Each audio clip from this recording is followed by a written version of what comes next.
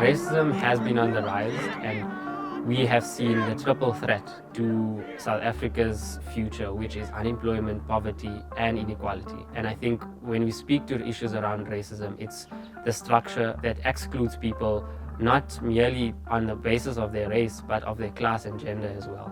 When looking at racism, you have many incidences now as a result of a huge legacy of apartheid that excluded people, that put people into different communities.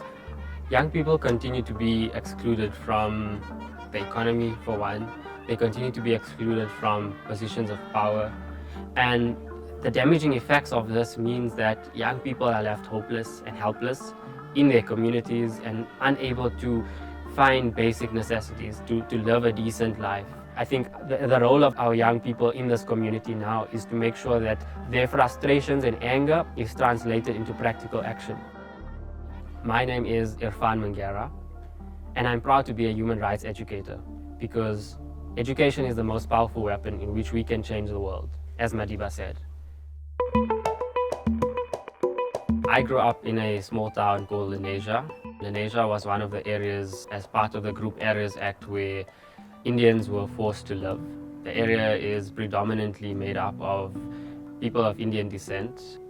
My family had unfortunately been forced out of their homes by the apartheid regime, and this was in an act of violence against them as a family, but the entire community in itself, who now has to bear the legacy of being forced so far out, 35 kilometers away from the city center.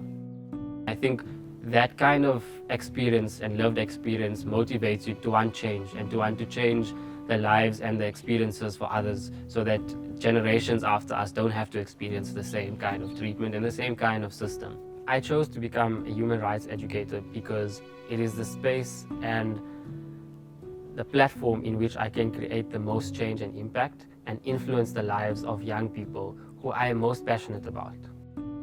I work for the Ahmed Kathrada Foundation, and Kathrada was one of Madiba's close compatriots, and he was part of that same generation that fought against apartheid and ensured that we are brought into a democratic dispensation. That generation had a vision of a South Africa that is non-racial, that is non-sexist, that is based on equality and fairness for all people who live in South Africa. The work I do at the Ahmed Kathrada Foundation is basically encouraging young people in South Africa to take charge, to organize themselves, to mobilize young people in their communities and develop a consciousness. We do this through multiple means. One is a Kathrada workbook based on his life lessons that go through anti-racism training. We do this through workshops in communities as well as at our central venues. We do this through historical tours that link us to the past, but also create the necessary debates around the issues we face today. Our model is to create youth clubs across communities in South Africa where we can build a generation just like the Madiba generation of people who are committed to the change process and to development so that we see transformation happen not just at a macro level but at a micro level within each community. So this campaign is about the community, it's about ensuring that everyone's right to education is met. When I started the foundation, I didn't know what an activist was and how important activism was. But seeing how committed Irfaan was, it motivated me to also be committed and also have passion in activism. Before, I did not know more about human rights.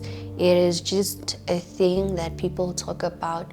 But now I know my rights and also that my rights have responsibilities, and my responsibility is to protect my rights. I want other children to know that they have rights, and in order to respect other people's rights, they have to respect their own rights. Why it's important for young people is that we need to grow as a generation that encourages solidarity between one another. And if we don't do this based on respecting each other's fundamental human rights, we will only see more devastation, more war, more corruption, more greed, and more power-hungry individuals who do not wish to treat people equally. Human rights education is about opening up people's worldviews. It's about challenging mindsets. It's about encouraging debate. It's about having the ability to use our mindset to create change. Human rights education, therefore, provides a necessary platform and a necessary base in which all people can work towards a common understanding, an understanding that is based on equality, on justice, on fairness. And I think these are critical values that are taught. Throughout our youth clubs and the young people that we've trained, we've seen many forms of action. We've seen how our young people have committed to challenging the issue of service delivery, where, for example, a local library that was built for 8 years now has not opened to the community yet. And our young people have been campaigning, getting petitions signed, getting support from broader communities and broader society to apply pressure on those who have the power to open it, who have the power to ensure that education is accessible.